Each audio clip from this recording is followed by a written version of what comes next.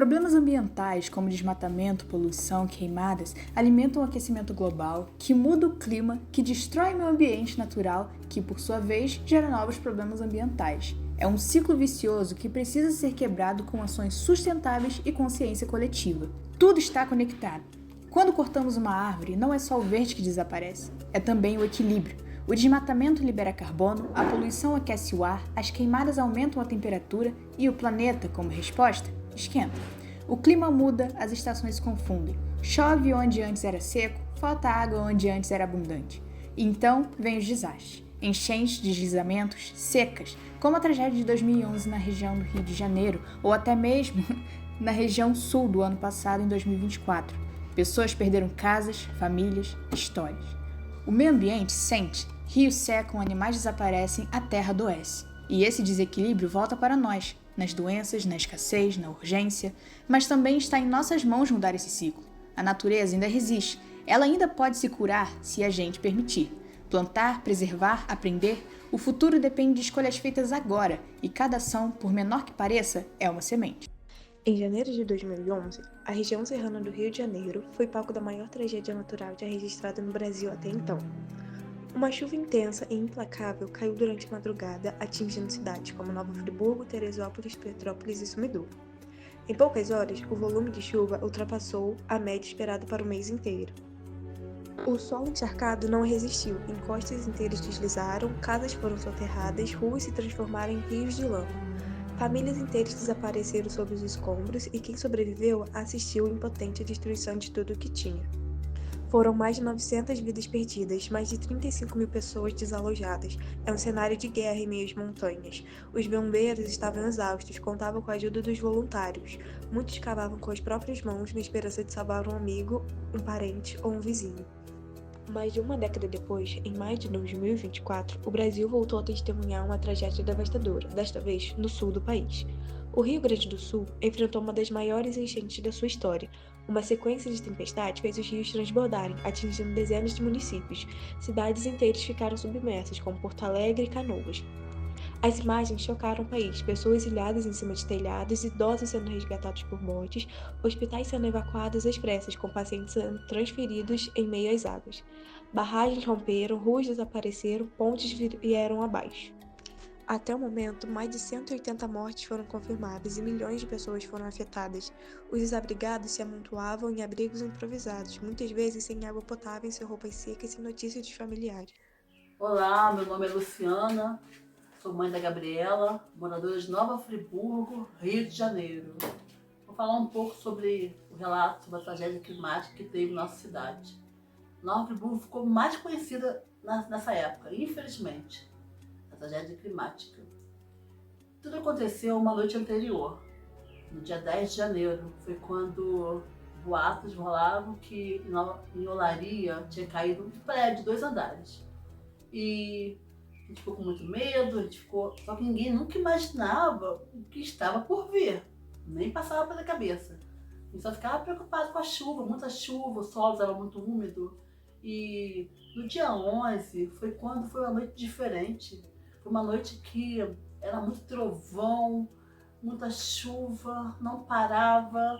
E eu estava recentemente separada do pai da Gabriela, e nós morávamos em casas separadas. Ele morava numa casa na General Osório, na rua do Antigo Táxi, e eu no PLC. A minha casa era aparentemente, mais frágil, porque a dele era 3 vezes mais aluguel, na época a gente pagava aluguel. Aí a minha casa, nesse dia, no dia 11, chovia muito, e a laje ficou cheia d'água, pingava tudo dentro de casa, eu não tinha nem onde colocar mais balde. E, meu Deus, foi horrível. E ele me ligou, falou: Luciana, vem pra cá, aqui é mais seguro. Eu falei: tudo bem, se a chuva diminuindo eu vou. Aí nisso, peguei a Gabriela, coloquei pra dormir e ajoelhei assim pra orar. Eu ajoelhei pra orar e nisso eu clamava: Senhor, Senhor, aquieta a tempestade, aquieta-te. E nesse clamor eu adormeci. Eu dormi de joelho ali e acordei às 6 horas da manhã com ele batendo na porta, pá, pá, pá, ele batendo, E eu acordei espantada, fui lá, desculpa, eu acabei não indo. Aí ele todo lameado, eu não entendi nada, cheio de lama. Aí ele me falou, Luciana, minha casa caiu, perdi minha casa. Eu falei, meu Deus. Aí ele contou que o sócio dele ligou para ele, pedindo para ver que ele tinha uma oficina na General Osório, elimina risco. O sócio dele ligou, pedindo para ele ver como estavam os carros, porque era muita chuva, tudo estava alagado. Aí ele falou, se você quiser ir agora ou ir mais tarde. Aí ele falou, então eu vou. Foi como estava. Ele falou que nem colocou nada. Foi, botou só um chinelo e foi. Só que nisso, os 4 passos da casa onde ele morava, foi quando a hora que a casa desmoronou tudo. Caiu tudo. E era uma casa assim enorme, uma casa boa, grande. Tinha uns 3 andares assim, sabe? E ele ficou desesperado. Ele saiu correndo. Correndo não, né? Andando pela lama, porque o Friburgo estava todo lameado, ele ficou com lama até a cintura. Ele foi andando pela lama pensando, Gabriela, Luciana, o que aconteceu com meu Deus do céu. Aí ele chegou lá e se espantou, que minha casa estava firme sobre a rocha. Nossa casa era simples, mas Deus nos guardou ali. Aí ele chegou lá, bateu na porta e, sabe, e sentiu aliviado ao ver que a gente estava bem. E nisso, eu não sei se foi no mesmo dia ou no outro dia que teve aquele boato da represa. Essa hora eu estava na casa da minha mãe, aqui no centro. Aí falaram que a represa tinha estourado, eu peguei a Gabriela no colo, eu corria. As pessoas correndo perto de mim, um passava correndo para lá, correndo para cá. Meu Deus do céu, eu lembro que tinha um prédio, né? Do lado da casa da minha mãe, um prédio azul, que eu subi, nem pedi se podia ou não. Fui invadindo, fui subindo as escadas. E fiquei no último andar lá, com a Gabriela no colo. 1000 pessoas, outras pessoas também subiram para lá, para esse prédio. Não foi 1000, né? 1000 é modo de falar. Mas foram umas 10 pessoas também que subiram. Eu ficava olhando para a montanha. A gente ficava imaginando coisas, né? Imaginando que era muita água. Gente, foi uma loucura. Foi uma loucura. A tragédia de 2011 foi um marco na história de Nova Friburgo. Morreram muita gente. Inclusive o prefeito da cidade. Foram muitas mortes, foi muito triste. E é isso. Não é fácil falar não, mas a gente tem que falar, né? A gente tem que recordar. Já se passaram 14 anos, né? Por aí. E é isso. Essa é a minha história. Eu agradeço a oportunidade. As tragédias ocorridas na região serrana em 2011 e no Rio Grande do Sul em 2024 evidenciaram como as alterações climáticas e a ausência de um planejamento urbano eficiente podem acarretar em consequências muito graves. Para prevenirmos desastres dessa magnitude, é necessário um esforço conjunto e a implementação de políticas públicas sérias e eficazes. É fundamental detectarmos sinais de clima extremo, investir em infraestrutura adequada, recuperar as áreas verdes e evitar construções em regiões de risco. A educação ambiental e os alertas prévios são vitais para salvar vidas.